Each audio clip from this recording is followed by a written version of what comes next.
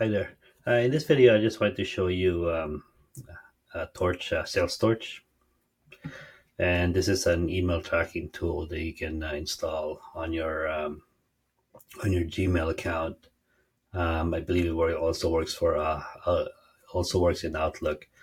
So as you can see here, if you hover over here, it tells you how many times they open that email. Right. So if you click here, there's a few tools within Sales Storage. Like for example, um, um, you can do a search, scan your email for prospect that have been replied within 7 days. Um, you can set the days here, and those who have followed up 3 times. You can also select a date range, or you can use any of these presets. Last week, 14 days, 30 days. Just click scan now.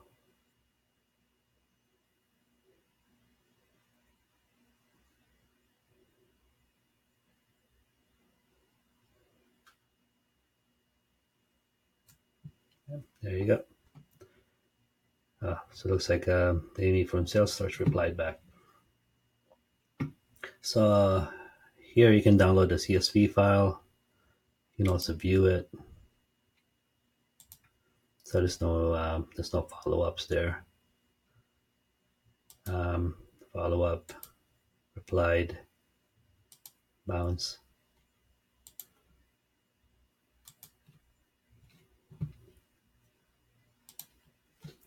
There's also a verify tool. So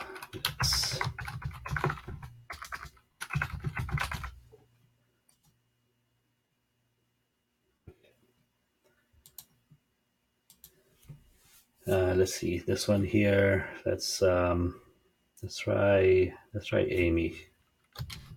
Amy Ledger Sales Storage.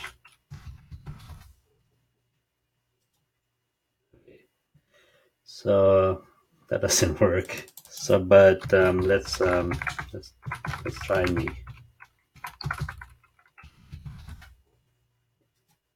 Okay, so that doesn't work. Let's try our main domain.